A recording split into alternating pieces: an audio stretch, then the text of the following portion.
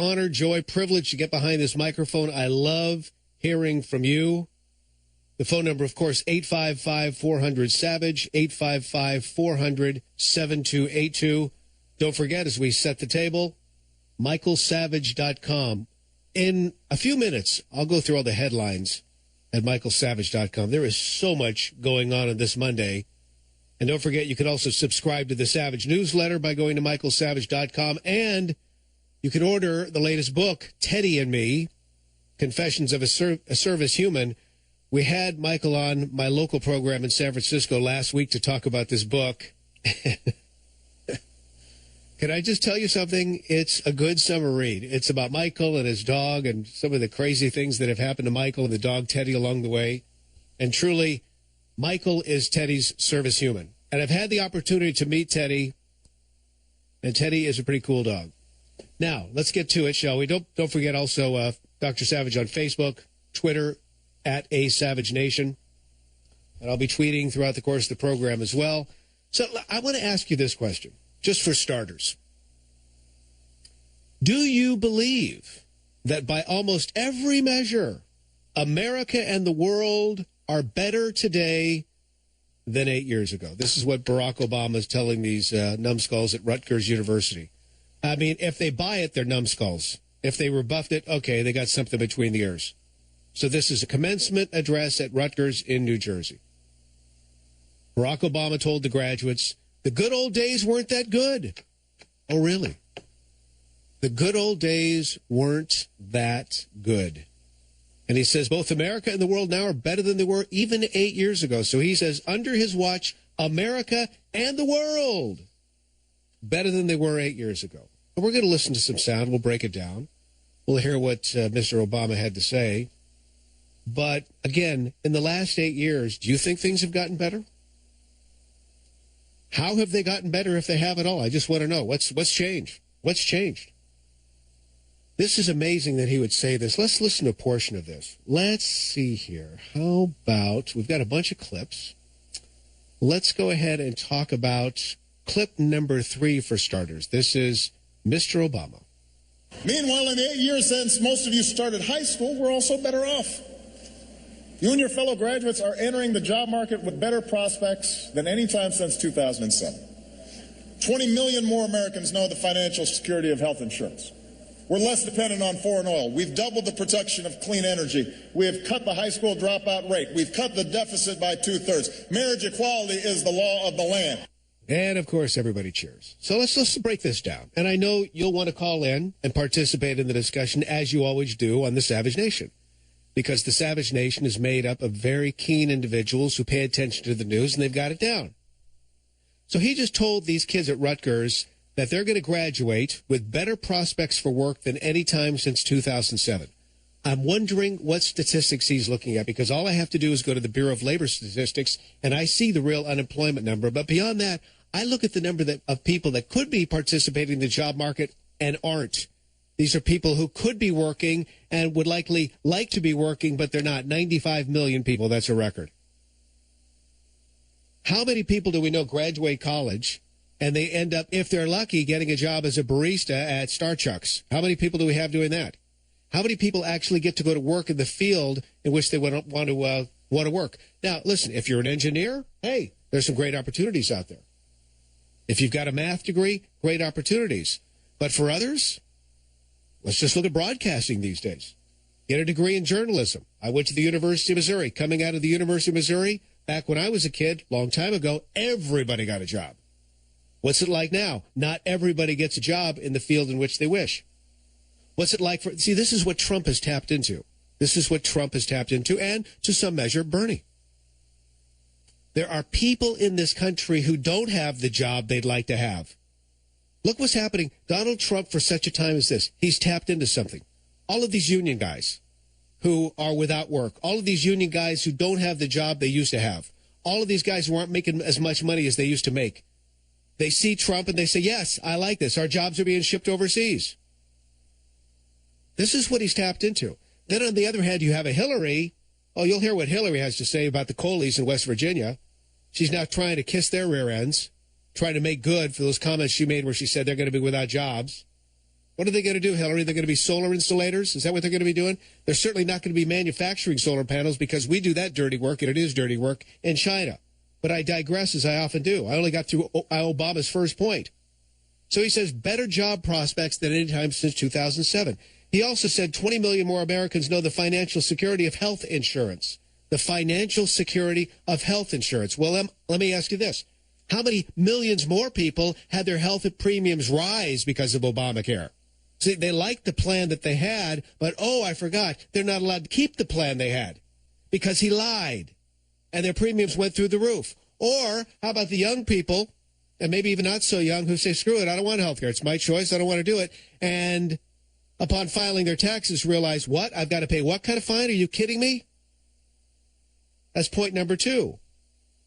Then he says we're less dependent on foreign oil. Well, that is true. That actually is true. But why? Because of the oil that we're drilling on private land, not government land, private land. And we continue. We've doubled the production of clean energy. Clean energy. Well, clean energy, I guess so. But those dirty solar panels are being manufactured in China, not here in the United States. We've got lots of fossil. Oh, and by the way, every time and I'm not totally against solar and wind. Let me just tell you, okay? There are applications that are actually pretty cool. But most of these installations are absolute financial boondoggles, and early investors get their money back. You know who else likes it? Oh, the fossil fuel companies, because every time you see a solar plant, guess what? There's a huge hookup to natural gas or coal to back it up. Dirty little secret no one wants to talk about. He also went on to say, we have cut the high school dropout rate. Well, I think it depends how you count it. If you count the kids entering their freshman year who drop out, those usually aren't counted in the statistics. I'm talking to you from the San Francisco Bay Area, the San Francisco Bay Area, where we've got full employment.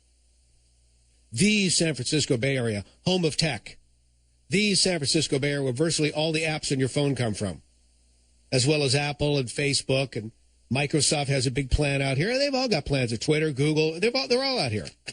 We got virtually full employment. But can I tell you something? Some of the high schools in the Bay Area, oh, they brag about the fact that their dropout rate is only 40%. Oh, yeah, it's really good, Obama. Really, really good. And, of course, he goes on to talk about the deficit that he's cut by 2/3, and yet these guys are still spending more money than I could possibly count. And marriage equality is the law of the land. Hey, oh, yes, well, I have to clap for that, otherwise I'm a hater.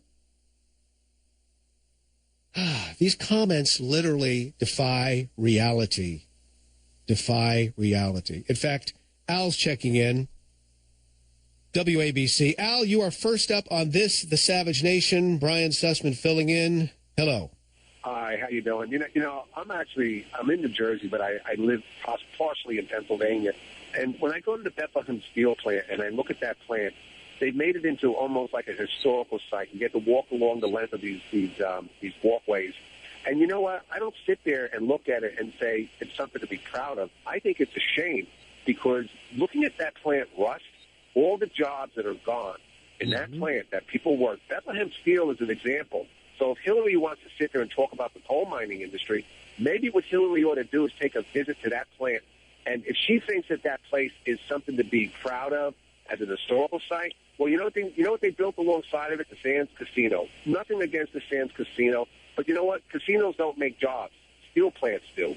And when we look at steel plants missing in this country, and she wants to get rid of the coal mining industry, she's got to go. I think Trump should win. I want Trump to win, and I think if we put Hillary in there, or Bernie Sanders, or all these professional politicians, we are a doomed country.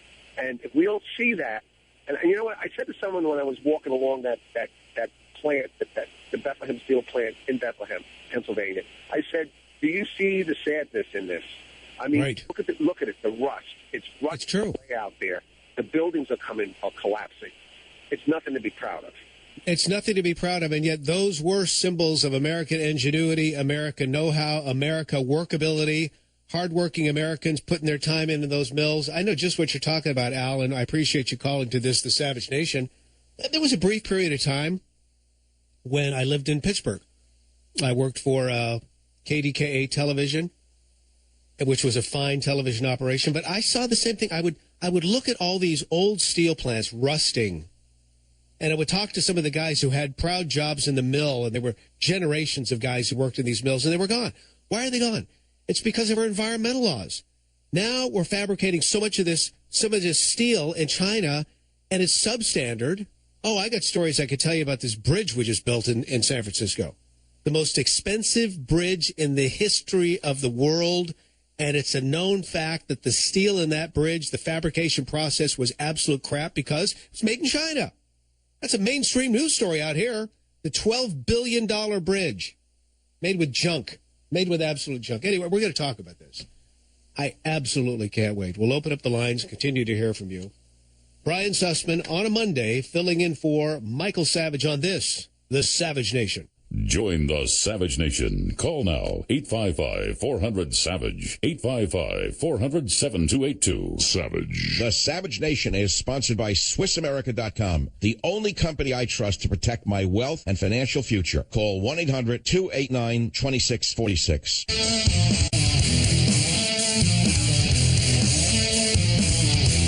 Suggesting that we can build an endless wall along our borders and blame our challenges on immigrants. That doesn't just run counter to our history as the world's melting pot. It contradicts the evidence that our growth and our innovation and our dynamism has always been spurred by our ability to attract strivers from every corner of the globe. That's how we became America. Why would we want to stop it now? And the mind's full of mush roar. That's Obama at Rutgers. Brian Sussman filling in on this, The Savage Nation. Don't forget, michaelsavage.com. We'll tell you what's on that website because there's some incredible stories. But this is an incredible story. This is Obama at Rutgers. Obama at Rutgers. Suggesting that, quote, building an endless wall along our borders, blaming our challenges as immigrants. That doesn't just run counter to our history as the world's melting pot. It contradicts the evidence. He, of course, has taken a shot across the bow at Donald Trump. Listen, the wall is really just an icon of what needs to be fixed in this country. I mean, you want some quotes on this? I could find many, but let's just do a more recent quote from the last, bunch of decades, and that would be Ronald Reagan, who wisely said, quote, a nation that cannot control its borders is not a nation. Then you got John Kerry out there saying it's a borderless world or something like that. That's crazy. That's the setup for a dictator. But the bottom line is, you look at what's happened with our immigration system, illegal immigration system. See how Obama cleverly does this to these kids who are just learning how to think, if they can think at all? Quote, suggesting that we can build an endless wall along our borders and blame our challenges on immigrants. It's not a wall to keep people in. It's a wall to keep the bad guys out. Because remember what Trump always says, and there'll be a door. In other words, people will be allowed in legally. And we don't blame our challenges on immigrants, but we are blaming them on illegal. Well, I take that back. Because you look at these people coming in with amnesty, right? The youngsters coming into this country with amnesty. The youngsters with beards. Oh, how old are you? I'm 17, the person says in another language. Oh, okay, well, we believe you. The person coming into this country with these strange tattoos on their neck that say MS-13. Oh, come on in, that's fine. I mean, we're letting in all sorts, and it's all an honor system type deal, folks. No identification needed, let alone the people we're bringing in from Syria who cannot properly be vetted because they don't have proper identification, but they've got a birth certificate. Well, yeah, and that was just made 3 months ago back home. It's somebody else's information. I mean, this is what's happening. But just looking beyond that for a moment, looking beyond that, and you see what's happening. You look at the diseases, and Savage wrote a book on this. You can go to michaelsavage.com and read about this. Centers for Disease Control. I mean, you look at the third world diseases that are now found in the United States of America. Tuberculosis. That paralysis-causing mellitus. Dengue fever. Swine flu. All sorts of crazy things like this that we thought were gone. Now, what's interesting is, fascinating article I'm reading here at Front Page Mag about two patriotic U.S. government employees working for the Center for Disease Control, okay? And there have been some emails discovered between these two, and they're talking about how the Obama administration was trying to cover up the concentration camp-like facilities in which it was detaining these unaccompanied alien children, the UACs as they're known. And in this exchange between these two guys at the CDC, one said to the other, quote, "No country in the world would allow Obama's massive influx of unwanted foreigners." And then another says, and guess what? In 10 years or less, they'll all be voting. Oh, it's the truth, my friends. It is the truth, and we'll be talking about that here on the Savage Nation. I look forward to hearing from you. Of course, the phone number 855-400-SAVAGE. We do have some callers on hold, but it would not be fair to go to your calls at this time. So in the next segment, we will do just that. And we'll talk about other interesting stuff in the news today, because there's a lot of it, including the Donald and the New York Times and former girlfriends who have been smeared. Oh, we'll get into it all. Brian Sussman filling in on this, the Savage Nation. Join the Savage Nation. Call now, 855-400-SAVAGE, 855-400-7282. Savage. Michael Savage taking a much-needed day off. Brian Sussman filling in. Savage is back tomorrow. Don't forget michaelsavage.com. We'll get to your calls in just a moment. And I look forward to hearing from you, 855-400-7282. But before we do that, let me just go to Michael Savage. Callers, just stay on hold. I'm going to get to you. We'll blast through all of your comments in just a moment. Michael Savage and the book. Teddy and Me, Confessions of a Service Human. So Teddy is Michael's co-host, the silent co-host. Teddy, the little 12-pound toy poodle. Pretty much with Michael wherever he goes in San Francisco. If you see Michael, you'll see the dog. But this Confessions of a Service Human, it's not one of Michael's political books. It's Confessions of Michael. Touching revelations in book form. It's amazing. You'll get the inside. And it's a departure from politics, and that's why I think, listen, with the politics, you got to admit, you can't drink this stuff 24/7. You'll go cuckoo. You got to take a break. So I encourage you to go to michaelsavage.com and order a copy of this book. It's a nice, fun summer read that, quite frankly, many on the left will even enjoy.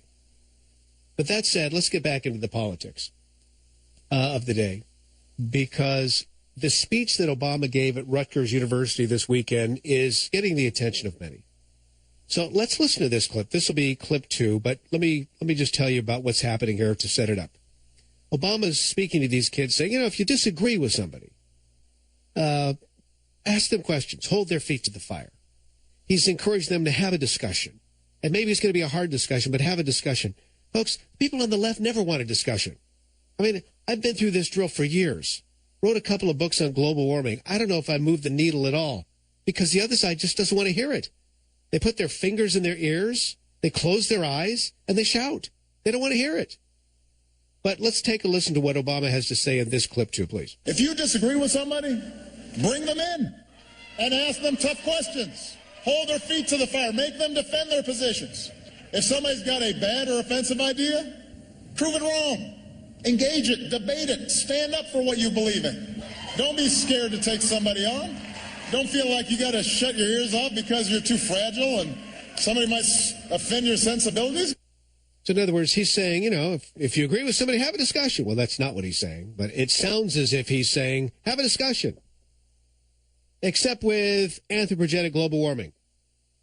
Except with transsexuality. Except with bathroom laws. Except with the dark side of Islam. Then you just shout him down. Just call him a hater. Call him a racist. See, that's the problem. The left, they don't want to engage. They want to shout you down. They want to call you names. They don't care what you have to say. And when it comes to defending their positions, they can't. And that's why they result to name calling each and every time. So he's got this kid screaming, hooping, hollering because they've been programmed in college to do that exact same thing. You're a hater. You're a racist. Let us go to Joshua, Keys, Texas, K-E-Y-S in Texas. How you doing, Joshua? Doing good. Your comment, please. Go ahead. Just wanted to say that, Barack Obama, he's on his way out of the White House.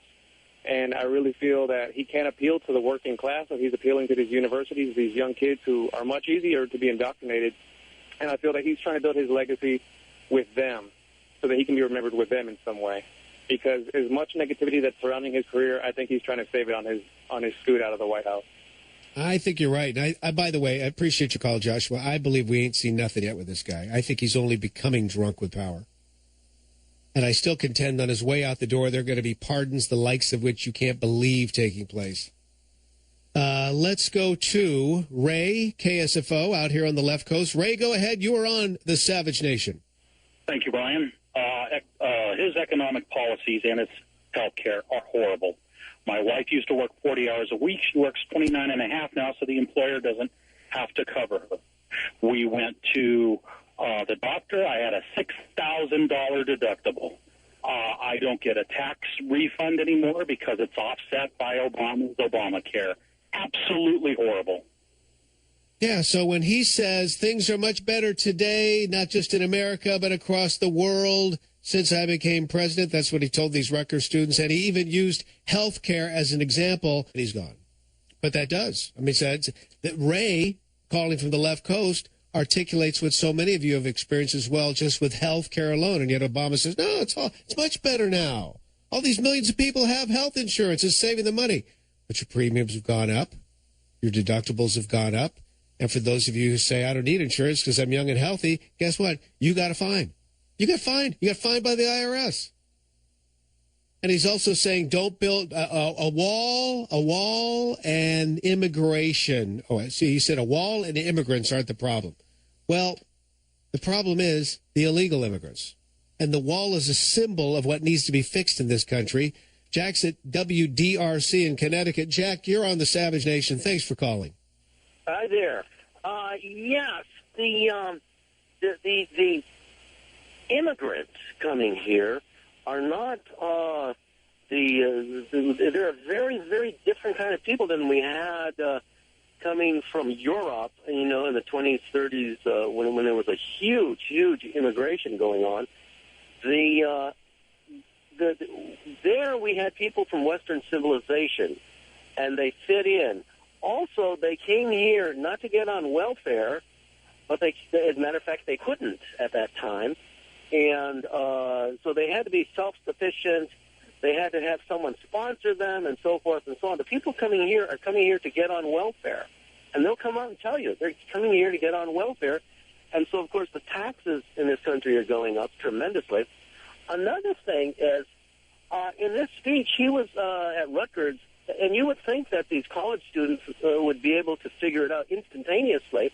He's convoluting the idea of illegal aliens with immigration. Immigrants are immigrants by virtue of the fact that they are going through the immigration process. Now, if they're coming here and they're not going through the immigration process, they're not immigrants, they're illegal aliens. And so when I go to Mexico, which I do often, I'm an alien, but I'm a legal alien. You know? Right. No, it's completely different. He's confusing those things, and these college students don't know the difference. They're being taught that, well, first of all, they're taught that there is no such thing as an illegal alien because a person can't be illegal, and they're completely offended by the term alien, which is what our government refers to, what all governments refer to as people in their country who are not citizens. You're an alien. I looked at a friend of mine's from Australia. He's been in this country 30 years. He's got a green card. I looked at his green card yesterday. Quite frankly, I'd never seen a green card before. It said resident alien. Alien was right there in bold print. I mean, it's a term. And yes, I understand. Oh, a person can't be illegal. Well, when you enter the country illegally, you didn't go through the proper channels, you would be an illegal alien. But you're right, there's a big difference now. And I think Michael has articulated this thousands of times. Coming to this country as an immigrant. Michael's the product of an immigrant family. Most of us are products of immigrant families. The only people I know who are not products of immigrant families are my friends who were either Native Americans or, in the case of my wife, she will tell you, no, my family founded America. But there are too many of those. The bottom line is the immigrants who used to come to this country, like, for example, my grandparents, they came here because they wanted to be American. They saw the beautiful land of liberty and said, I want to be a part of this. I want to be a part of this experience. I want to be an American. Guess what? My kids are going to learn to speak English lickety-split. We're going to get ahead. We're going to love this country. If it goes to war, I'm all in. That's the difference between yesterday's immigrant and today's. But it's a brand new world. It's a brave new world, in fact. MichaelSavage.com, some of the other stories that are making the news. So it appears as if the RNC is coming around. And Reince Priebus, the chair of the RNC, Republican National Committee, warns against taking on Trump with an independent third-party-like bid. Listen, there are still conservatives, and maybe some of you are listening. You're a part of the hashtag Never Trump crowd, and you really believe that Cruz is the guy or whoever's the guy. That is absolute suicide. And Hillary wins if we go down that road. I'm not only a hashtag Never Hillary, I'm a hashtag Hillary for prison. Everything I do on Twitter these days, hashtag Hillary for prison. Because I believe she's in big trouble. Folks, if the FBI was investigating you, can we just, I'll use myself as an example. I'm an employee of Cumulus Broadcasting. And as an employee under contract with Cumulus Broadcasting. So I've got a contract. Okay? Most people in this world today do not have contracts. I've got a contract with Cumulus Broadcasting. If, for example, I was under investigation by the FBI, I can dang well guarantee that the people at Cumulus would look at my contract and say, there's this clause. Not only can we fire him because he's being investigated by the FBI, but you're damn right we will fire him because he's being investigated by the FBI. And it would be the same thing with you. I don't care what you do for a living. If you were under investigation by the FBI, especially if you've got, let's say you're an executive officer in a company, especially a publicly traded company, or you're in the public limelight, you would be fired so fast. This woman isn't even it's Hillary. And she thinks she can become president of the United States. She's going to get the nomination. She's under investigation by the FBI. Now you tell me what's up. And I know you will. And of course, the phone number here on the Savage Nation is 855-400-SAVAGE. Other headlines at michaelsavage.com. So I would agree with Reince Priebus. And most of the time I'm in disagreement with him. But in this particular case, he's right.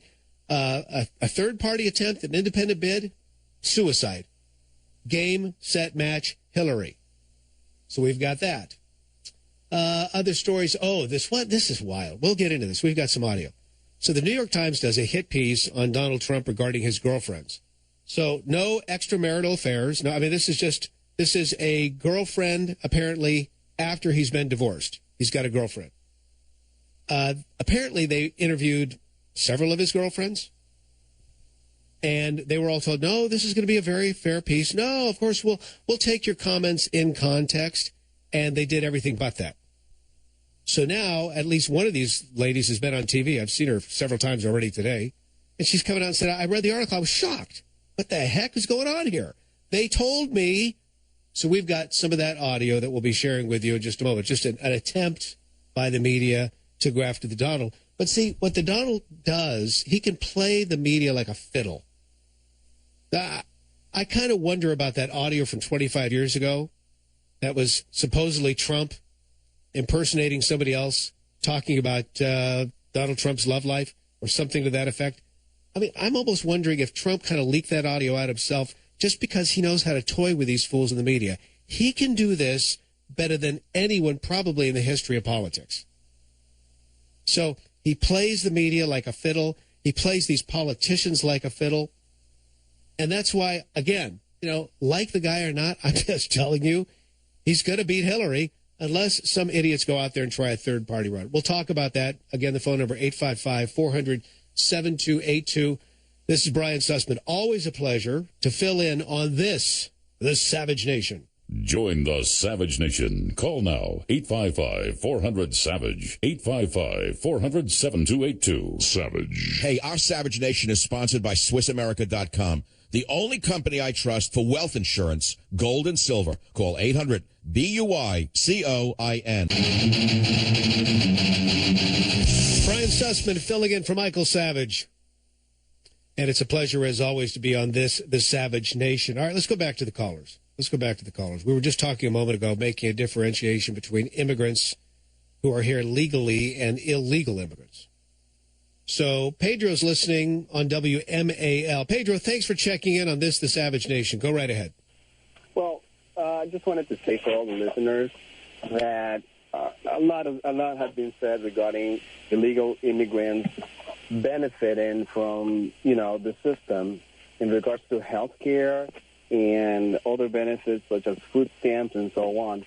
I just want to encourage everybody who's, wants to put this to rest and go to their local market exchange or website set up by their state and call on that number and find out if you could get any type of benefits by now being a legal permanent resident of the United States or a citizen, because that's the case. People without status, or they're not permanent residents or citizens, natural born or citizens per se, they cannot get any type of benefits.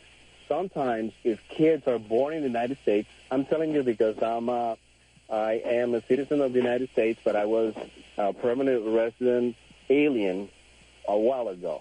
So right. I'm talking about the facts, and you would not be able to get any benefits through Obamacare or any other state. But Pedro, you're about to make an excellent point. So what happens is the individual comes here illegally or overstays their visa and then becomes an illegal alien. If they have a child here, of course, the child's automatically a citizen, and then they can use those children who are now U.S. citizens to gain benefits, correct? They would only gain health care benefits for their kids, and that's as far as it goes. But they could get food stamps and child care as well, from what I understand. Child care? Never heard of such thing. Well, here in California you can, so maybe it's different from state to state. But here, if you're an illegal alien with children born in the United States, quote unquote anchor babies, you can use those even to get child care as well as your food stamps. And in other states, including California, a lot of other benefits. We'll talk more about this. And I can't wait. Brian Sussman filling in on the Savage Nation. And now, America's most exciting radio talk show, The Savage Nation. Talk radio for the thinking person, home of borders, language, culture. And here he is, Michael Savage. It is The Savage Nation. Brian Sussman filling in for Dr. Savage, my friend for many, many years. Of course, Savage is the guy who really got the station that I'm broadcasting from, KSFO in San Francisco, on the map. He started with his local show, and literally the heads of everyone in media in this town were turned when Michael took to the airwaves. And I remember he would have these rallies in San Francisco. This is before the Tea Party ever was even a dream. But I'm sure he was the guy that started the Tea Party, because he started this organization called the Paul Revere Society. This is this is mid-90s, Paul Revere Society.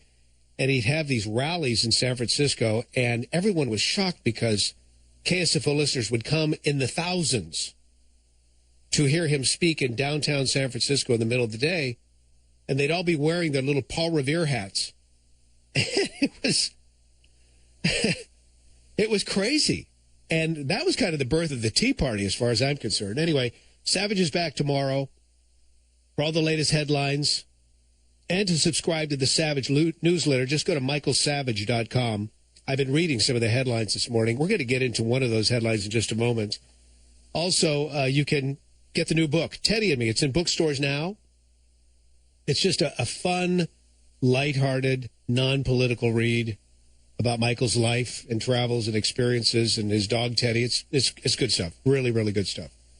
So that's what's going on. 855-400-SAVAGE is the number, 855-400-7282. So some of the things we're talking about, and just look at the callers here. This is the beautiful thing that I love about getting behind this microphone, is I get to talk to people from all over the United States. So fun. And that's why I'm in the talk radio biz. I can talk to people who are Americans, and we all have the same dreams and goals and vision, but we come from, different persuasions. It's a beautiful thing. I'm looking at one caller, WABC, Trump should emphasize restarting immigration from Europe. there's something to be said about this. Western cultures, people from Western cultures coming here, they get it. They can easily integrate and be a part of the scene. People from non-Western cultures, it really takes some effort. The problem is there are some coming to this country from non-Western cultures who don't give a rip. They don't want to integrate. They don't want to assimilate. That's the problem. Didn't used to be like that, despite what Obama would tell you. Like, for example, this weekend in that speech in Rutgers.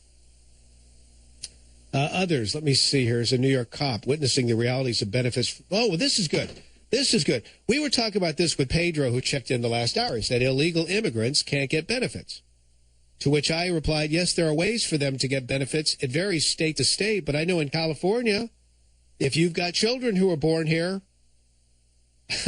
guess what? You can get the bennies really easy because your children are eligible. And that even includes things like daycare. I'm not kidding. Let's go to Larry, WABC. Larry, thanks for calling the Savage Nation. Go right ahead.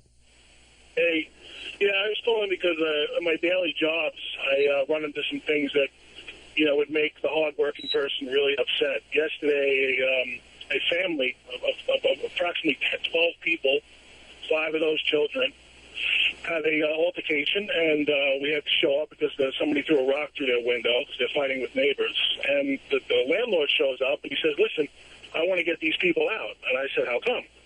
They said, well, they don't pay their fair share. I go, well, sure, what's the rent? She says, well, Section 8 pays $1,650 a month, and they pay $250, and they don't give me their end of the $250.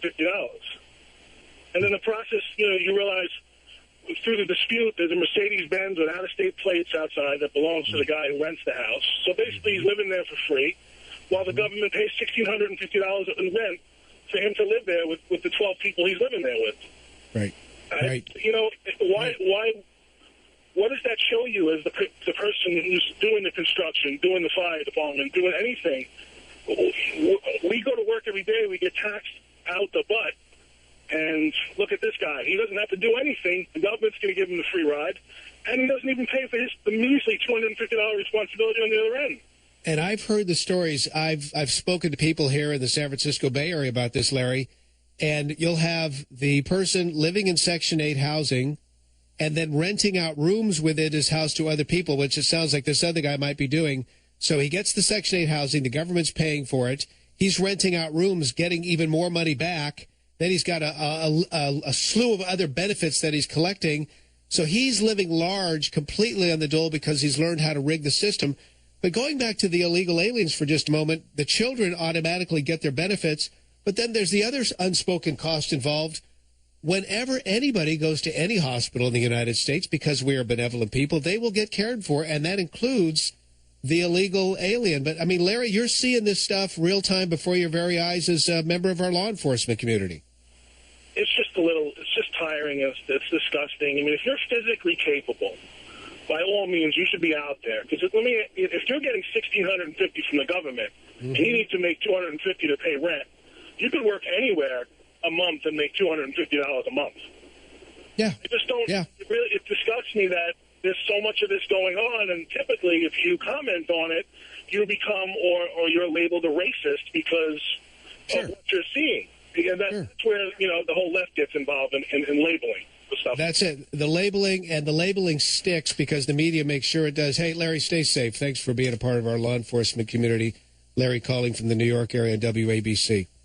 Okay, well, let's go from that to this, because Obama was out there speaking, and he was doing so at Rutgers, and he was mentioning a whole bunch of things that make it sound as if America doesn't need to be made great again because it's already great. In fact, it's even better than ever. I mean, that's what he was saying.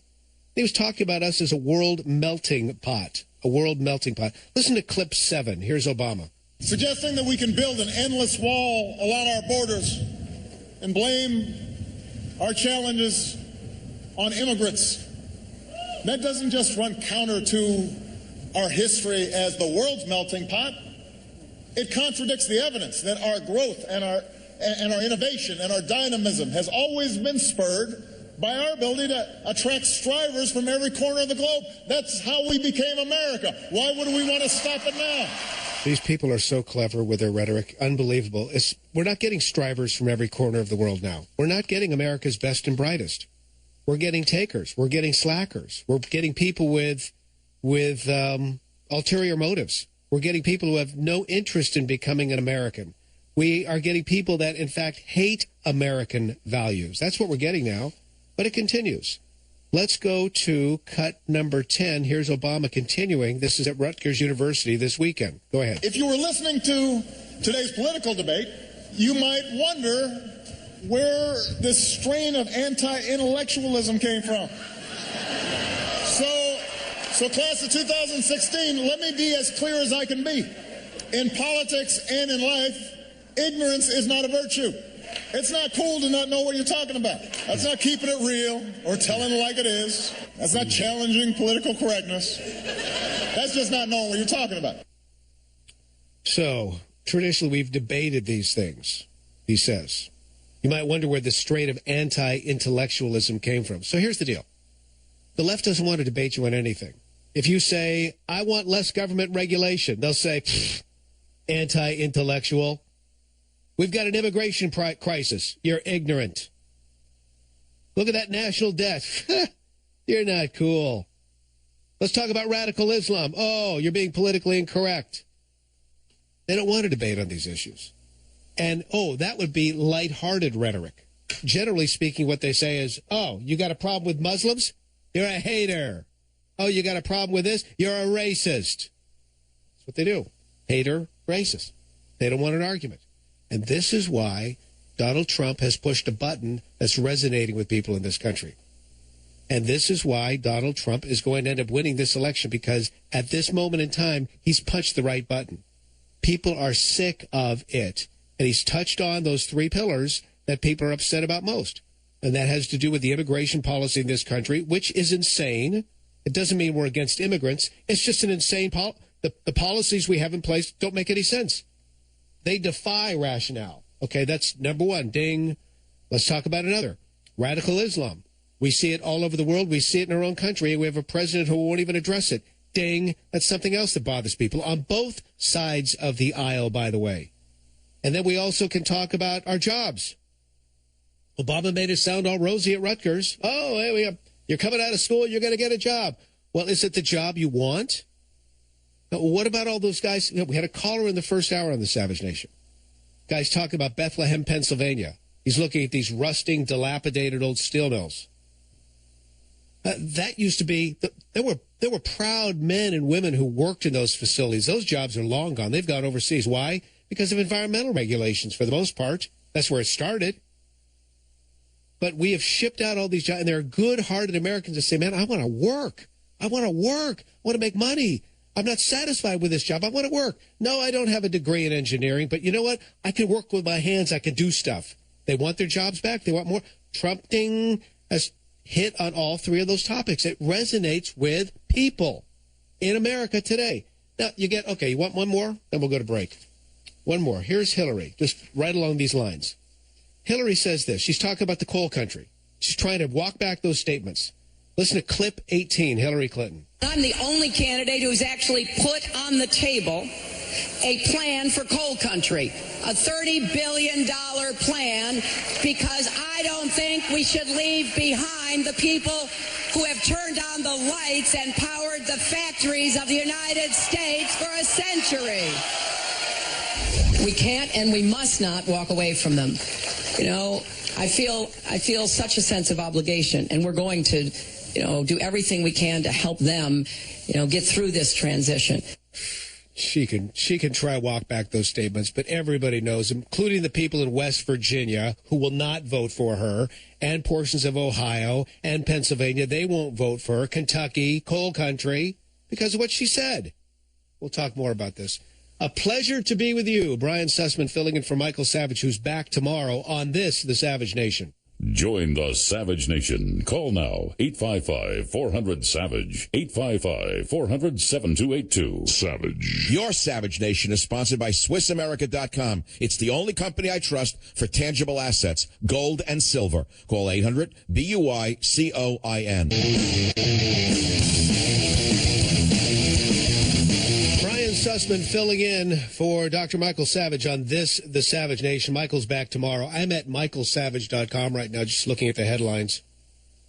There's a story here from madworldnews.com. For those unaware, the Obama administration recently sent a letter to all public schools across the nation demanding that students be allowed to, quote, use bathrooms and locker rooms that match their chosen gender identity as opposed to their birth certificate.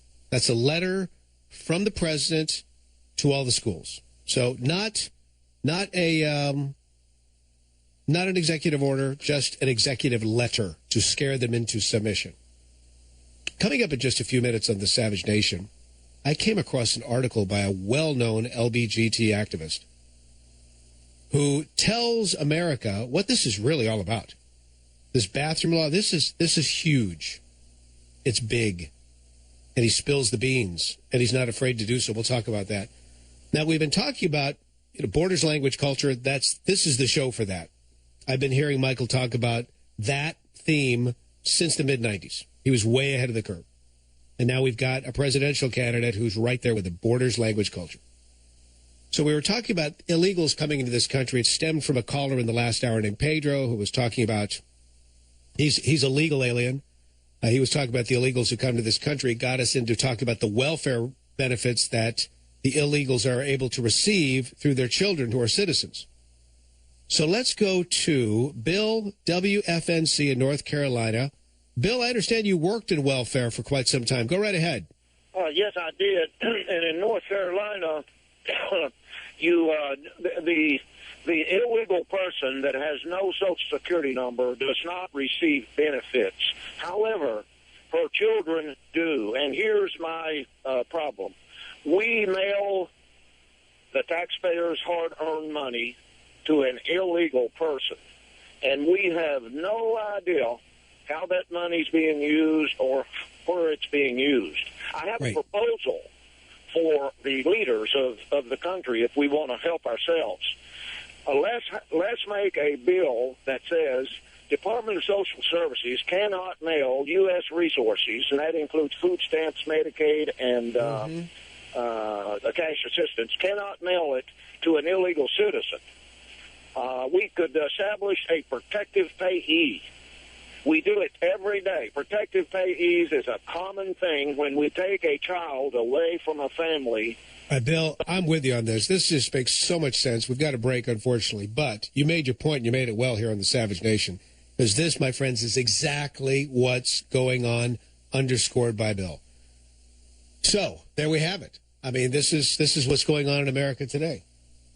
The illegal aliens are able to use their children as essentially the feeding tube for the family to get these benefits.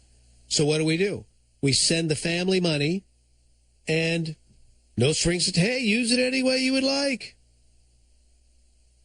And in various states, those benefits, they increase just depending on the status of your state. If you live in a blue state like I do here in California, the benefits are plentiful. Oh, and it's even more so for those coming across the border and saying, amnesty, amnesty, I'm a child. I'm 17. Oh, really? How long have you had that beard? Brian Sussman, always a pleasure to speak with you. And there's more. There is more coming up on this, The Savage Nation. Join the Savage Nation. Call now, 855-400-SAVAGE, 855-400-7282. It's the Savage Nation. Michael Savage off today, back tomorrow. Brian Sussman filling in out here on the left coast for Dr. Savage. Again, michaelsavage.com. Teddy and Me, that's the name of the book. Teddy and Me, it's in bookstores now. I interviewed Michael about the book last week. It's a charming read, non-political. I think it's going to obviously have broad appeal, and judging by the sales, it does. So go to michaelsavage.com and order yourself a copy right now. I'm at michaelsavage.com. A lot of stories in the news, including the bathroom bill. So again, just to back up, the Obama administration, it wasn't an executive order. It wasn't a law of Congress, nothing like that. It was an executive letter. So the power of the pen, using his bully pulpit like a dictator. letter sent to all public schools across the nation, and of course they'll all do this because, well, they receive federal funding, demanding that students be allowed to, quote, use bathrooms and locker rooms that match their chosen gender identity as opposed to their birth certificate. Now, without getting, well, I know that on my morning program in San Francisco, my co-host, Katie Green, a woman, said, I wonder how Barack Obama's daughters would feel if they were in a women's restroom or women's locker room at their school and all of a sudden a guy comes in and pulls down his pants. How is that going to make them feel? And the real issue here is just common sense and safety. Come on, folks. Common sense and safety. How would you feel? You're waiting outside. Okay, let's just use this as an example, guys. Those of you who have daughters, your daughter is now going to use the bathroom. You're in a mall. At a mall. You're in the mall, and little daughter who's 7 is with you. You're shopping. She has to use the bathroom. Now, at the age of 7, or let's just say 10, whatever, there's a point where she can't go in the bathroom with you any longer. She's got to go to the women's bathroom, and you can't go in with her. So you send her in, and then like a good dad, you're guarding the door, right? Honey, if you need me for any reason, just yell my name. Just say, Daddy, and I will be right in there. I don't care what's going on. I will be right there. Guys, you know the drill. We've all been there, right? So you allow your daughter to go in, and suddenly you see an interesting-looking individual go in the room who you know is not a woman. Maybe dressed like a woman, but it's not a woman. Or maybe it's just completely a guy. I mean, just there's no even an attempt to fake it. Walks in. What are you going to do, Dad? What do you do? Of course, you go in immediately to get your daughter out. Or you call in, honey, come out right now.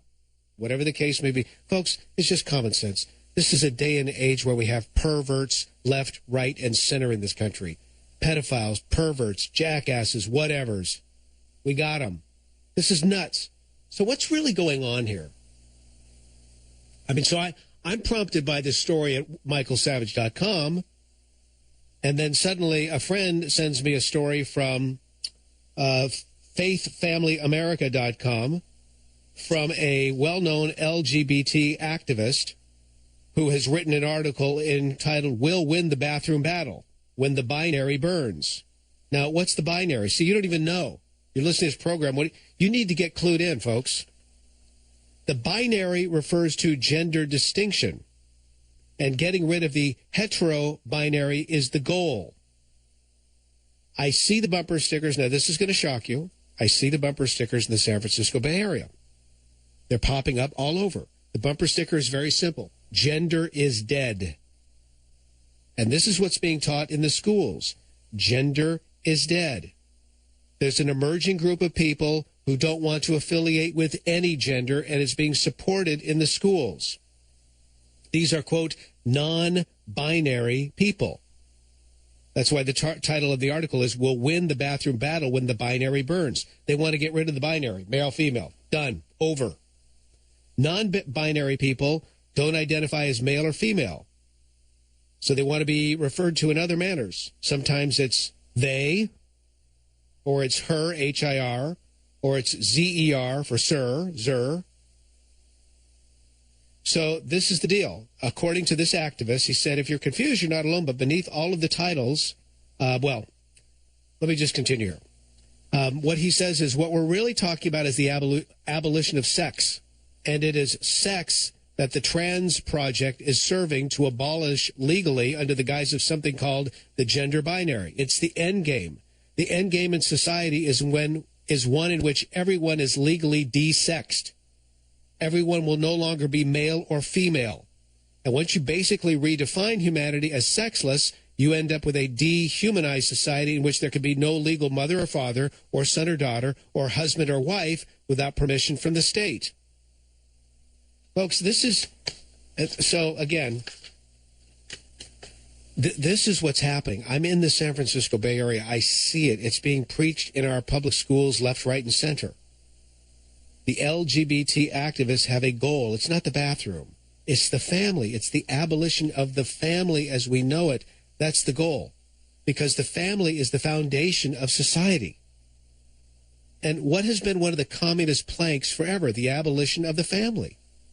So it's showing up in a brand new way, and that's what this bathroom thing is all about. And Barack Obama, I'm sure, he knows it. He knows what's going on here. Of course he knows. The abolition of the family. And if that's the foundation of society, if that's the pillar of society, once you can eliminate that, then you're one step closer to basically ruling the masses with an iron fist.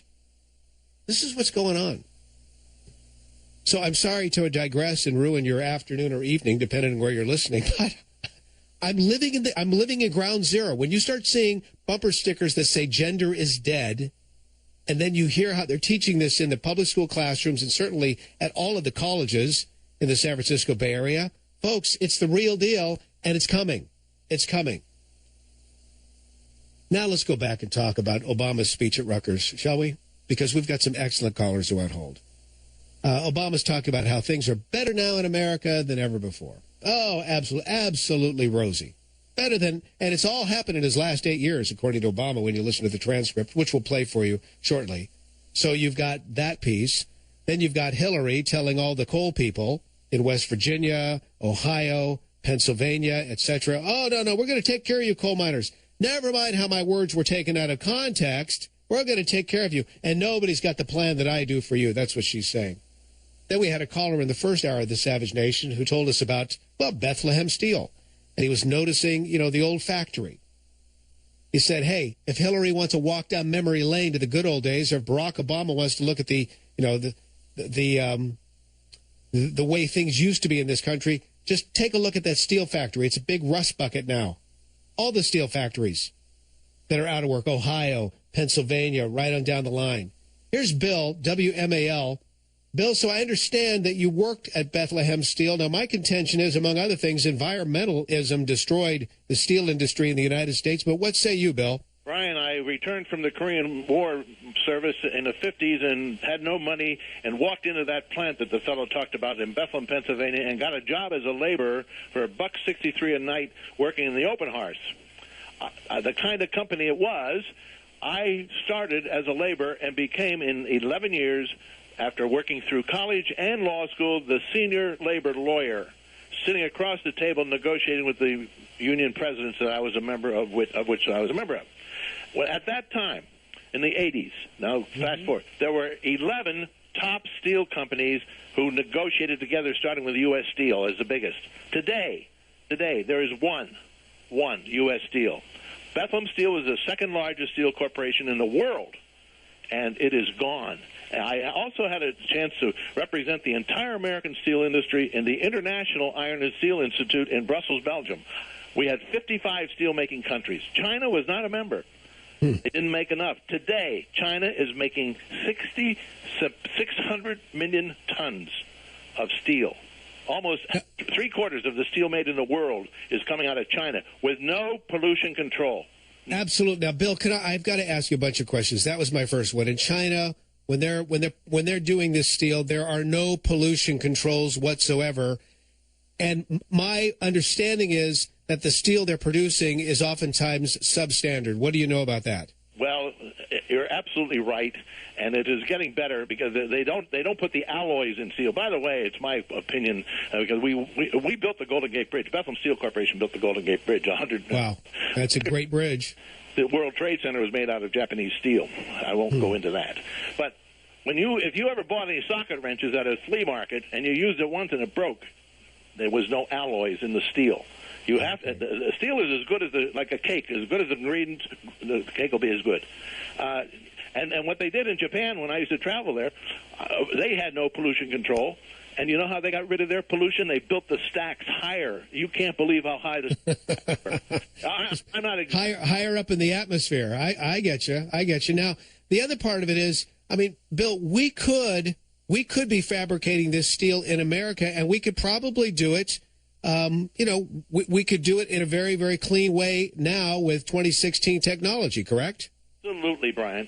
By the way, we built the Golden Gate Bridge, the Narrows-Verrazano Bridge, the George Washington. Do you know what? There is not a company in this country today that could build the Golden Gate Bridge. It would have to be done by the Japanese. They bought all of Bethlehem Steel's plans. Well, I noticed that we had this the $12 billion San Francisco Bay Bridge, which was just completed a couple years ago. It's the most expensive bridge in world history. The original budget was supposed to be under $1 billion. With financing, it went to over $12 billion. And there are so many problems on that bridge, and many of the problems have to do with brittle steel that was fabricated in China. So talk to me about brittle steel. What does that tell you? Steel, in order to make steel, you make iron. And iron is, wrought iron. You know what that is. There's no strength to it. There's no strength to it. The Eiffel Tower is made out of wrought iron, and it's the way it's made is what holds it up. But in order to have a beam go out, cantilever out to 25, 30 feet, it's got to be strength. And anyway, and the way you make strength is you take the iron and you mix it with alloys and scrap, and you have a formula. Whatever the customer wants is what you do. And the Chinese steel has all they used to make was rebar, reinforcing bar from concrete, which is wrought iron. Now they're making all kinds of sheet and strip and everything for cars, and unless you have the right alloys in it, you're not going to have the strength. Alloys equals strength in steel. Bill, excellent call out of WMAL. I really appreciate it here on the Savage Nation. See, this is the beautiful thing. You talk to people all over the country, not just with their opinions, but their expertise coming to the microphone. It is a beautiful thing. Now, a moment ago, we were talking about the family and what's going on with these bathroom laws. It started with an article I saw at michaelsavage.com. We will get back into that. Plus, we need to talk. We haven't talked a lot about the politics, but we will. Donald Trump in the news, hit piece in the New York Times regarding his girlfriends.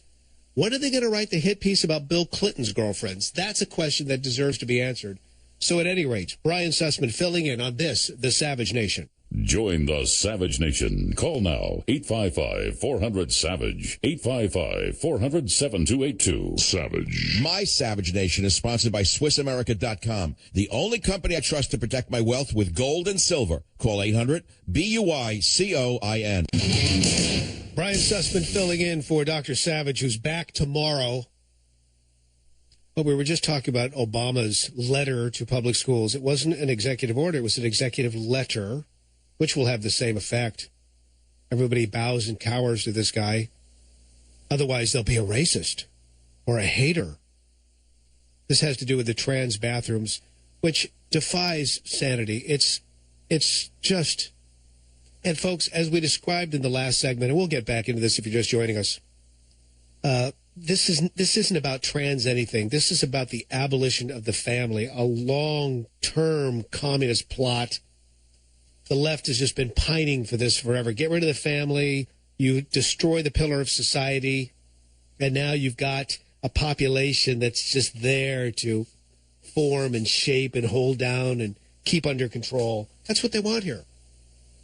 Joe is calling from New York. WGDJ. Joe, you're on the Savage Nation. Go right ahead, please. Hello, sir. You stole the words out of my mouth. This idea of degenerization is a moral and social swipe of the sigh that will firmly a second swipe at the sigh, I would say, because the morals and values have already been devalued. And this bathroom issue is a second swipe of the sigh, which will aid in firmly separating the family identity structure from the social and civil roots in which are needed. Oh, yeah, and Joe, you're right. I mean, the plan is already so well in place in the San Francisco Bay Area. I see this more and more. I'll see the young child. I mean, we're talking a kid, 6, 7, 8. I just saw it at the hardware store the other day. This kid, clearly a boy, but he's with his mom, and he's dressed to be a girl. And he's trying to act like a girl. And what will end up happening is, in time, when the kid starts going through puberty, drugs will be given to him of the female hormone persuasion, and eventually there'll be an operation. And my God, this is insanity. This is a little kid. Degenerization is a bizarre concept. I don't know how else to put it. And you know what? We're falling right into it before our very eyes, and this is part of a long-term plan. And the left is just so dug in on this one. And again, you even say what I just said, and you're a hater. You're intolerant. Okay, we'll talk more about this with you. You know, it's always a great pleasure to get behind the microphone on this, The Savage Nation. I look forward to your calls because we still have time to go, and there's a lot to talk about on this, The Savage Nation.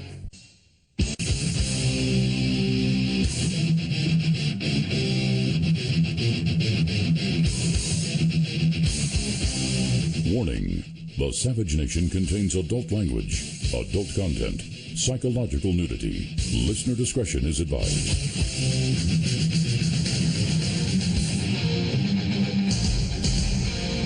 And now, America's most exciting radio talk show, The Savage Nation. Talk radio for the thinking person, home of borders, language, culture. And here he is, Michael Savage. Actually, here he is, friend of Michael Savage, Brian Sussman, filling in out here on the left coast, Michael's flagship station, KSFO. I host a morning show each morning. Dr. Savage is oftentimes a guest. We talked to him recently about his new book, Teddy and Me, non-political book, a nice read, very uplifting. I highly encourage you to go to michaelsavage.com to order your copy right away. By the way, the latest Savage newsletter has been posted at michaelsavage.com. So go there, get that. You can also follow the doctor on Twitter, at @ASavageNation, as well as Facebook. So let's see here. Something that's on Savage's website. It's a story about Donald Trump and one of his girlfriends. New York Times trying to write a hit piece on the Donald, and nothing's working. You know, they wanted to interview girlfriends of Donald Trump. So this is between marriages, girlfriends, not during marriages. If they wanted that, they could do an investigation of Bill Clinton. Oh, but they won't go there, will they? No. Never do that. And they would never do something like that with Hillary. Just kind of digging around to see, are there any interesting people that may have been in a relationship with Hillary while she was married? A particular Vince Foster? Oh, don't do that. My God, you're a conspiracy nut. But they'll never do it. Instead, they're going after Donald any way they can. And you probably ain't seen nothing yet. It's not going to work because Trump knows how to manipulate the media like no one in history. I'm just telling you. And whether you think he'd be a good president or not, you have to admit he understands. Listen, Marshall McLuhan said the medium is the message. He understands the television medium. I think he gets the entire media. We've never had a Republican candidate like this. See, the Democrats have been able to manipulate the media for the longest time through various means. The master to date has been Obama. See, what you don't realize, not only is he on every late night show and every daytime show, but he's on morning radio all over the country all the time. Sports shows, hip-hop shows, Latino shows. He has been manipulating the media. And, of course, if Obama's people call, you're going to put him on the air, right? Because he's the prez, he's hip and cool, and God forbid you don't want to be a hater or a racist. Plus, to a certain crowd, he generates something called ratings. Ratings. That's what the Donald does. He knows how to generate ratings, and he does it very well. That's why I even kind of wonder about that story of this recording of him. Well, they say it's him posing as somebody else, talking about Donald Trump 25 years ago. I know that's confusing. I wouldn't be surprised if he leaked that to the media. He plays with these chumps, and they bite each and every time. He's a master. So now we have a former Trump girlfriend. This was a New York Times article published on Saturday. Headline, Crossing the Line. How Donald Trump behaved with women in private. Ooh, I want to read this. It begins with an anecdote from a woman named Rowan Brewer Lane. Rowan Brewer Lane. 26-year-old model was asked by the businessman, that would be Donald, to put on a swimsuit during their first meeting at Mar-a-Lago at a pool party there. It's 1990. So they're making it sound as if, you know, the Donald, pervert and all, says, hey, put on this swimsuit. But it's nothing like what the article contends. I saw her this morning on Fox and Friends. Here's a portion of this interview. I mean, she's saying, wait a second. I was told it was going to be fair. I was told everything would be in context. I said good things about Donald. I like Donald Trump, but I read the article and I was shocked. Anyway, here she is. Take a listen. Actually, it was very upsetting. The New York Times told us several times that they would make sure that my story that I was telling came across. They promised several times that they would do it accurately. They told me several times, and my manager several times, that it would not be a hit piece and that my story would come across the way that I was telling it and honestly, and it absolutely was not. Note to self, this is why, again, I'm just a little local host out here on the West Coast in San Francisco. But I will never do an interview with the mainstream media. I just won't do it. Because, well, first of all, I used to be in the media. I know how it operates. I'll give you a story. I'll backtrack on my career really quick for you. Graduated from the University of Missouri. I get out of the University of Missouri. I get a job as a news director in a small TV station in Columbia, Missouri. So I was in charge of a newsroom. I'm a young kid just out of college. Quite frankly, I was over my head, but that's another story and an admission on my part. So I learned about the news biz doing that. I realized I did not like management. I ended up getting in front of the camera and start working my way up to the rank. I had an opportunity to fill in as a weather guy once in Reno at KOLO television. And I thought, this is the coolest thing in the world. I go back, get a degree in meteorology. Now I become a meteorologist, end up in the San Francisco market, end up working for CBS New York. Okay, so I've kind of seen newsrooms, big-time newsrooms, including CBS in New York and Channel 11 and Channel 5 in San Francisco. I know editorial bias. And I'll never forget the time when I had an argument with an executive producer over global warming. And this was a person who was trying to get me to do a story as the meteorologist who also has a degree in journalism. They tried to get me to do a story on the link between El Nino, the weather phenomenon known as El Nino, and global warming. And I said, guys, there's not a scientist on the planet who would try to link those two. There's there's nothing there. And you guys know how I feel about global warming anyway. So this is, a discussion we had, which escalates. And finally, the executive producer this is an executive producer with CBS.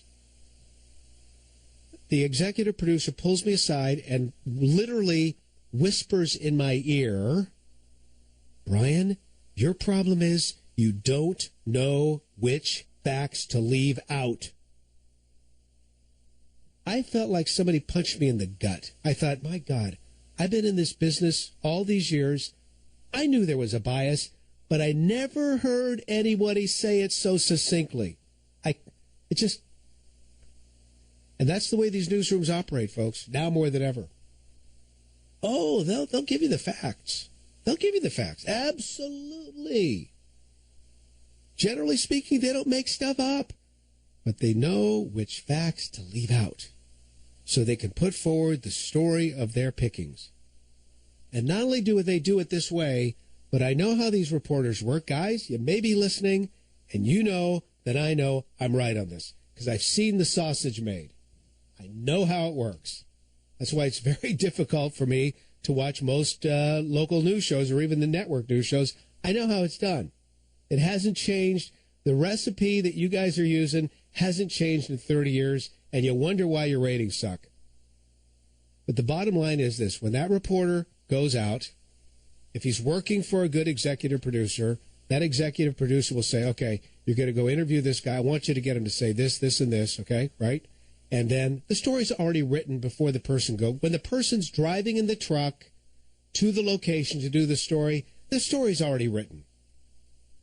It's marinating in the reporter's mind based on conversations he or she had at the station on the way out the door. And they get the sound bites they want by asking questions several different ways, then going back in the van and editing it carefully, and they can get basically anybody to say anything they want. And they can come up with any editorial point of view on any story they want because that's exactly how they do it. They know which facts to leave out. And so there it is with the New York Times. I mean, this woman who was a girlfriend of Donald Trump's and a really nice person, either she made a mistake of going to the New York Times, or she called up Donald and said, Donald, they want to interview. Donald said, go ahead and do it, because you know what? It's going to backfire on them, and I will end up owning this story, which is happening before his very eyes. Because this guy knows how to manipulate the media, and somebody needs to. Because otherwise, these people are out of control with an agenda that is clearly anti-American, clearly anti-Republican, clearly anti-Trump. There we go. 855-400-SAVAGE is the phone number. 855-400-SAVAGE. Iran's hostages. You know, that deal we did with Iran, what a joke that was. Now there's a story involving classified details of Iran's treatment of our U.S. sailors. Remember when they got caught or captured? That was a joke? Oh, yeah, a big joke. We will get into that momentarily here on The Savage Nation. Also, it would appear as if, despite what Obama's telling us about America being better than ever, oh, yeah, it's better now. And most of the better has happened under his watch. I'm noticing some statistics about major crime spikes in the United States. So how's that working out for us? Again, Brian Sussman filling in on this, The Savage Nation. Your calls coming up next. Join the Savage Nation. Call now, 855-400-SAVAGE, 855-400-7282. Savage. My Savage Nation is sponsored by SwissAmerica.com. It's the only company I trust to protect my wealth. Call 800-BUY-COIN. Brian Sussman filling in for Dr. Michael Savage, who's back tomorrow. MichaelSavage.com is where we're getting many of the stories we're talking about this evening, this afternoon, depending on when you're listening. But at any rate, it's always a pleasure to be behind the microphone. Let's begin with Obama, Rutgers University. This story is getting a lot of attention. He goes after Trump without mentioning Trump by name. And he's trying to make these students believe, you know, the students, they're what? They're 20, 21, 22. What do they know? All they basically know is Obama's president. Spend the last 8 years, the most influential years of their lives. Obama's president. Now they're there, and he is their hero, probably for most of them, lest they be considered intolerant or a hater or a racist. And they've gone through a very liberal education. And here's Obama to now send them on their way, and he's telling them, no, things are better than ever. Better than ever. They have no memory of what it used to be like in this country. Not at all. So here he is, clip 3. Take a listen. Meanwhile, in the 8 years since most of you started high school, we're also better off. You and your fellow graduates are entering the job market with better prospects than any time since 2007. 20 million more Americans know the financial security of health insurance. We're less dependent on foreign oil. We've doubled the production of clean energy. We have cut the high school dropout rate. We've cut the deficit by 2/3. Marriage equality is the law of the land. Yay, yay, marriage equality, oh! And, of course, because none of these kids are religiously trained, or very few are properly, they have no idea what marriage really represents from a Judeo-Christian standpoint. And so they just gobble it up. They gobble it up. Oh, yes, high school dropouts. Well, these kids all came from the very best schools, and they were all the very best of students. They didn't associate with the dropouts because those people, generally speaking, drop out after their freshman year, and they're not calculated. At least in California, they don't calculate those kids into the mix when they talk about graduation rates. And even here in the Silicon Valley, where the economy is absolutely off the charts great, and there are a lot of really sharp kids, some of these schools are boasting about the fact that, you know, their graduation rate's about 60%. That means 40% of the kids aren't graduating. So it's not that great. Job prospects are good, he's saying. What? Are you kidding me? I'm looking at those job numbers that come out from the BLS, the Bureau of Labor Statistics every week, and I ain't seeing anything rosy. And he talks about this great nation. Folks, it's been the fundamental transformation. If that's what's great, guess what? He's done one heck of a job. Done it better than anybody ever would think. If his idea of making America great was the fundamental transformation, well, guess what? We have an open border to our south and basically an open border to our north. We've got a refugee crisis. Guess what? Those refugees coming in, as well as the quote-unquote kids with beards and MS-13 tattoos, those kids coming through our southern border, they're going to be voting in 10 years. We're getting a law enforcement backlash. Does that bother anybody? This is absolute anarchy taking place. Law enforcement, bad guys. It's all happened under this president's watch. Race relations have gone down the tube. You know, Obama could have stopped that. He gave a speech early on where he said, hey, we're all Americans. We're not black. We're not white. We're all Americans. Well, what happened to that speech? Crime sprees? My gosh, I'm looking at violent crimes and the spike in the United States in many cities. I'm looking at just general crime here in San Francisco. Off the charts. What's going on here? The transsexual revolution? The breakdown of the traditional family? I'm looking at an entire nation that is being transformed before our very eyes, just as he told us it would be. So I guess if that's what he's boasting to these kids as being great, he's absolutely correct. But there sure were a lot of lies that he threw in the mix in trying to sell this to them. But again, the kids just gobbled it up, buy it. He's the president. He's the man. And that's what we have to deal with. So these are some of the things that we're talking about on the Savage Nation. It would be foolhardy of me to take any calls right now. There's just not enough time to give you an opportunity. But callers, I promise you, because there are some tremendous people on hold, we will get to you in just a few minutes on this, the Savage Nation. And then we've still got to talk about, in Obama's world, Obama's new world, the treatment of our U.S. sailors by Iran. And we actually, remember what John Kerry did? Remember John Kerry actually thanked Iran for releasing our sailors? Now we're getting an idea of what was done behind the scenes. So we'll be talking about that as well in our moments together here on the Savage Nation. Brian Sussman, it's always a pleasure to fill in. MichaelSavage.com is the website. Don't forget the book Teddy and Me. It's in bookstores now. I highly encourage you to pick up a copy. Again, Brian Sussman filling in on this, the Savage Nation.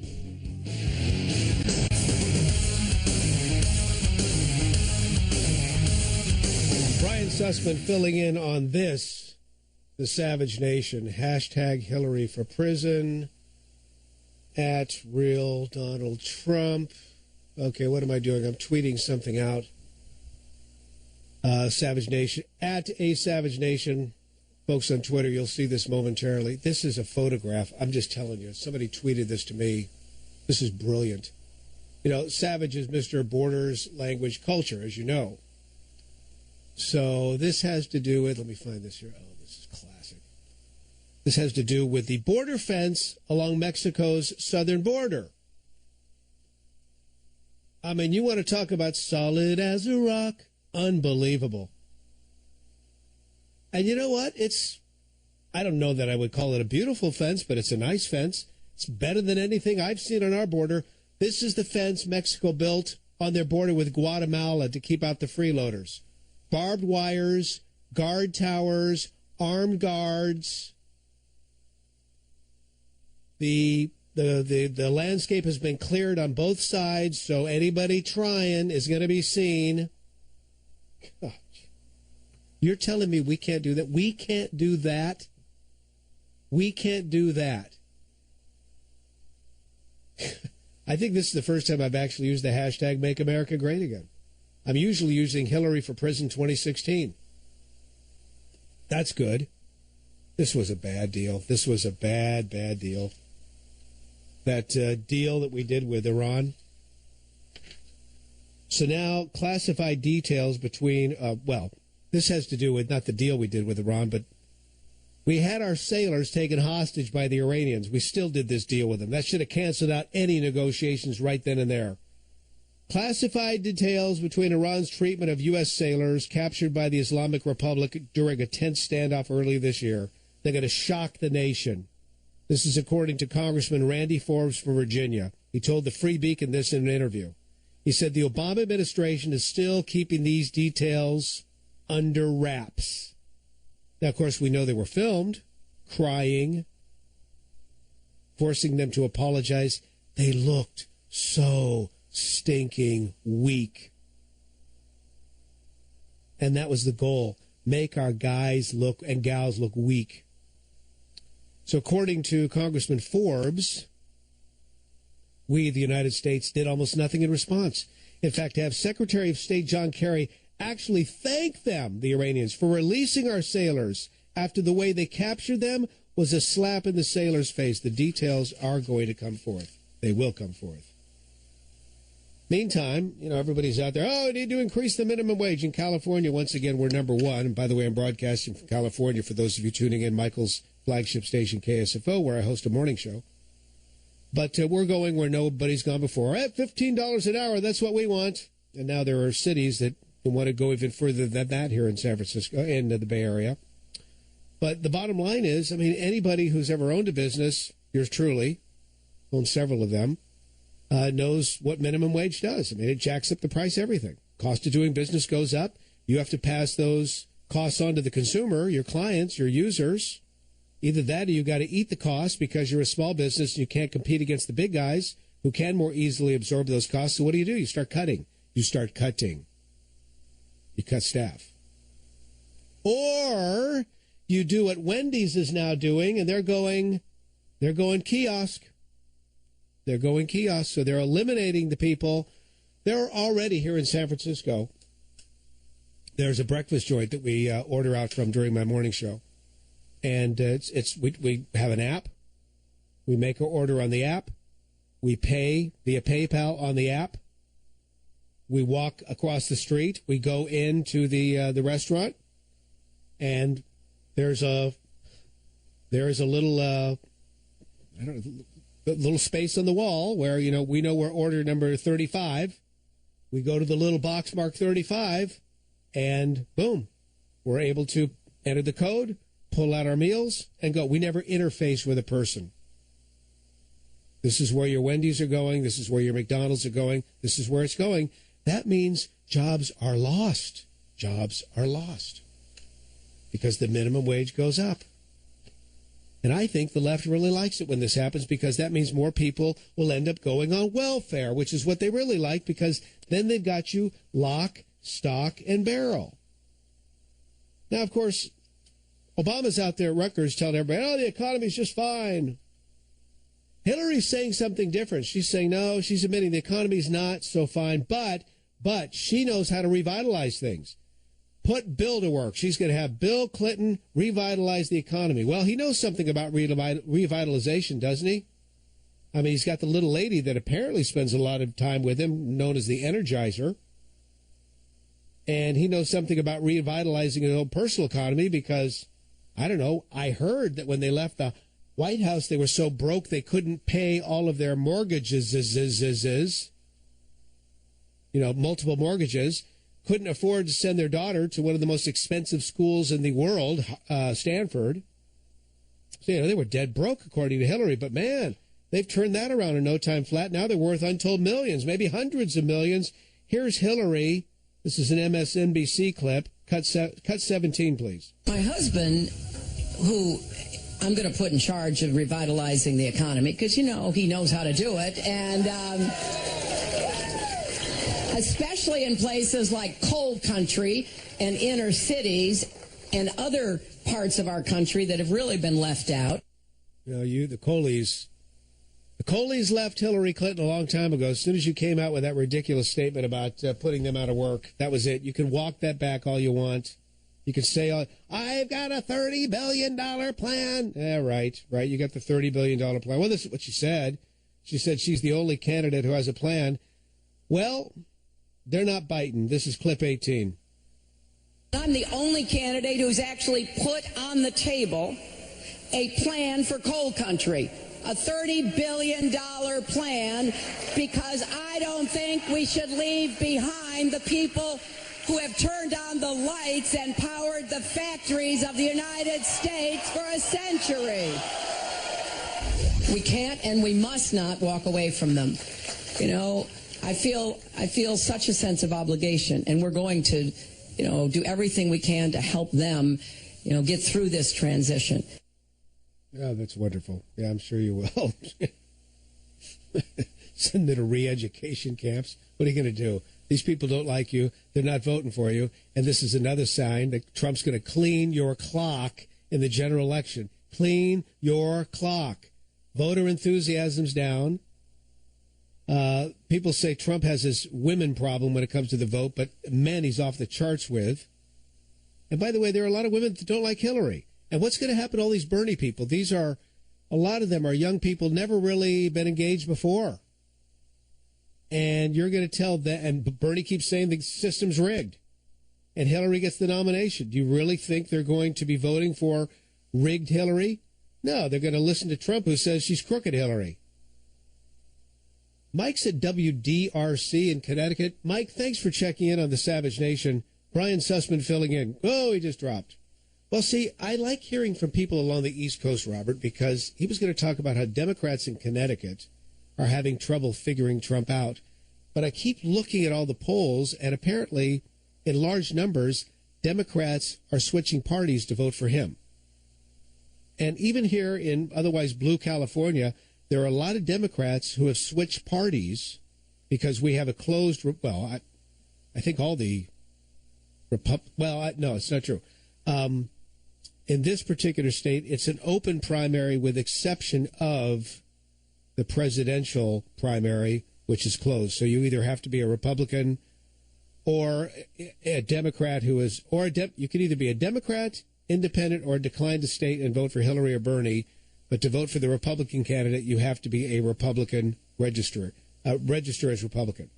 There are a lot of Democrats in the state, long story made short, who are switching registrations just so they can vote for Trump in California during the June 7th upcoming primary. So this is happening all over the country. And I think Hillary's going to have tremendous problems to the point where she's absolutely going to get crushed by Trump. Now, again, I realize the Republican Party's fractured. Well, isn't it interesting? You now have a Reince Priebus coming around rather quickly. And then you have all of these state GOPs, Republican Party leaders in 11 states holding conventions this past weekend, pressed the anti-Donald Trump members, mostly Cruz supporters, to fall in line. But again, and I hear from listen, I love the people who listen to this show and to my show on KSFO in San Francisco, Mike's flagship station. But man, I mean, the hate mail I've received from my own people, the hashtag Never Trump crowd. It's like, okay, guys, what do you want? Do you want Hillary? You really think that she'd be better than Donald? Donald Trump has figured out how to do this in terms of win an election. And if you look at, folks, we have what we have. You look at his businesses. He does employ best business practices, which means one would hope that he would use those same employment practices when it comes to a cabinet and a staff, etc. Just get the very best people. Doesn't care what color they are, what quote-unquote gender they are. Just brings in the very best.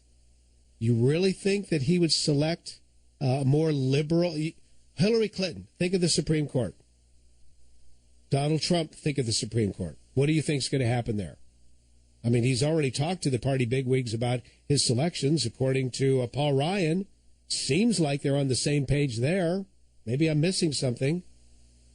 But you did have Republican Party leaders in 11 states this weekend pressing the anti-Donald Trump members, who are very, very passionate, and I'm sure incredibly well-meaning, to fall in line behind the presumptive nominee. For example, Nebraska, where members passed a resolution to reprimand Senator Ben Sasse for his attacks on Donald Trump. So they reprimanded this guy. In Maryland, where veteran Republican committeeman Louis Pope was replaced by Citizens United chief David Bossie, who the left hates. You mentioned, find your leftist activists and mention two names. David Bossie, okay, that's the first one, and Floyd Brown. Floyd Brown's a tremendous friend of mine. David Bossie, I know a little bit. Their veins will pop out of their sides of their neck. Okay? Well, David Bossie, ally of Trump. Arkansas, where the national delegation's leadership was packed with Trump allies, giving them influence to reshape the Republican Party rules and policy doctrines at the convention. Nevada, 13 of the 15 statewide delegates are pro-Trump. Kansas, despite Cruz's victory in Kansas, as you'll remember, the Secretary of State, Chris Kobach, a Trump supporter, was selected to be a delegate. So people are falling in line and realizing what time it is, and the time is this. Never Hillary, hashtag, and hashtag Hillary for prison. That's my story, and I'm sticking to it. Heather's at WJJF. Now, Heather, thanks for calling Michael Savage's program. We're told there are just no women who like Trump. What's going on here? Oh, I tend to disagree. I'm a woman, and I'm 100% for Donald Trump. My mother, my aunt, a lot of my female friends, we all support Donald Trump very, very much. We absolutely never in a million years would vote for somebody like Hillary. I don't care if she's a woman. It doesn't make a difference to me. I believe Donald Trump will absolutely make a difference. I believe that he is a businessman, and essentially the country is a business, and he knows how to run it. He has the people behind him and the knowledge, and I feel like he's not afraid to admit if he doesn't know something. He will go out and he will learn or surround himself with people that do know. There you go. Heather, you have the last word in this segment, and there's more to come in the next because the callers are lining up to get in the last word on this, The Savage Nation. Brian Sussman, proud to be filling in again on this, The Savage Nation. Join the Savage Nation. Call now, 855-400-SAVAGE, 855-400-7282. Savage. The Savage Nation is sponsored by Swiss America, the only company I trust with my financial future. Call 800-289-2646 or SwissAmerica.com. We've talked about the fundamental transformation of America. Brian Sussman filling in for the good doctor who's back tomorrow. So Chris is checking in from Alabama, WVNN. So Chris, you're saying that this whole transformation, Obama's basically stuck a feather in it because you're saying it's a transformation that began in the 60s, right?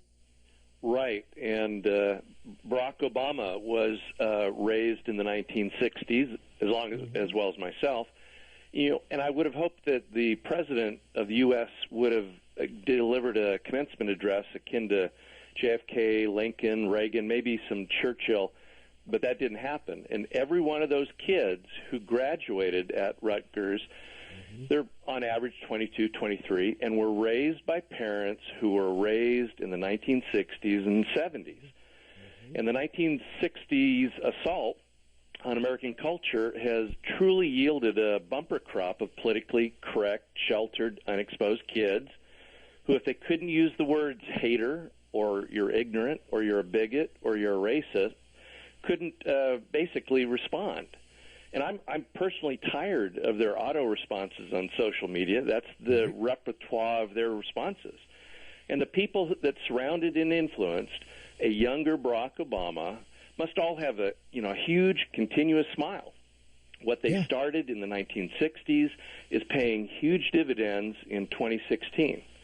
And Hillary, who matured in the 1960s, if she's elected, there may never be a going back, especially with Chris, the Supreme Court. I'm telling you something, caller of the day, and a great way to end the program. Chris, caller from Alabama, telling it like it is here on The Savage Nation. Don't forget to go to michaelsavage.com. The new newsletter has just been posted also.